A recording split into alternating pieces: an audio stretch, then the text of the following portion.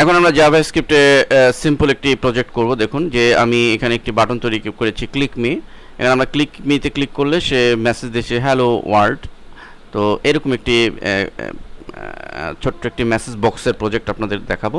তো এটি করার জন্য আমাদের মূল কোডটি হচ্ছে এটি। এই কোডগুলো সোর্স ফোল্ডারে আমরা দিয়ে দিয়েছি যেন আপনারা প্র্যাকটিস করতে পারেন। আমরা জাস্ট হেডের ভিতরে প্রথমে আমরা হেডের মধ্যে জাস্ট এতটুকুন কোডটুকু কপি করে আমরা ড্রিমওয়েভারে যদি কাজ করি তাহলে ড্রিমওয়েভার নিউ একটি ডকুমেন্ট নিয়ে নিব, ফাইল নিয়ে নিব, কোডে চলে যাব এবং হেডের এই যে হেডের শুরু এবং হেডের শেষ মনে রাখতে হবে যে এই নির্দিষ্ট কোডটুকু এই দুই হেডের মাঝখানে দিতে হবে।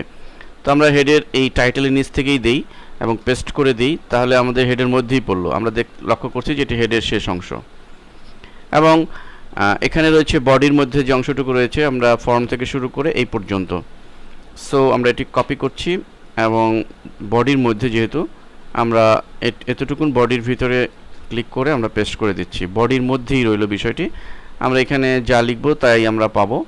তো ডিজাইনে ফিরে যাচ্ছি, আমরা ফাইলটিকে সাপোজ আমি হ্যালো নামে সেভ দিচ্ছি। এখন আমি যদি ব্রাউজারে প্রদর্শন করাই, লক্ষ্য করুন বলছে ক্লিক মি, আমি ক্লিক করার সাথে সাথে বলছে হ্যালো ওয়ার্ল্ড। এবং আমি যদি এডিট করি, সাপোজ আমি এখানে হ্যালো যে ওয়ার্ল্ড আছে এখানে ধরুন আমি অন্য কিছু লিখলাম, আমি সাপোজ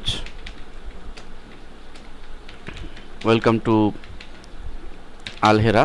এখন আমি যদি এটিকে সেভ করি এবং আমার ব্রাউজারে যদি রিফ্রেশ করি এবং ক্লিক করি, লক্ষ্য করুন ওয়েলকাম টু আলহেরা, অর্থাৎ আমার চেঞ্জ হয়ে গিয়েছে। তো এভাবে আমরা জাভাস্ক্রিপ্টের মাধ্যমে এই ধরনের বাটন এবং ইন্টারেক্টিভ বাটন তৈরি করে নিতে পারি।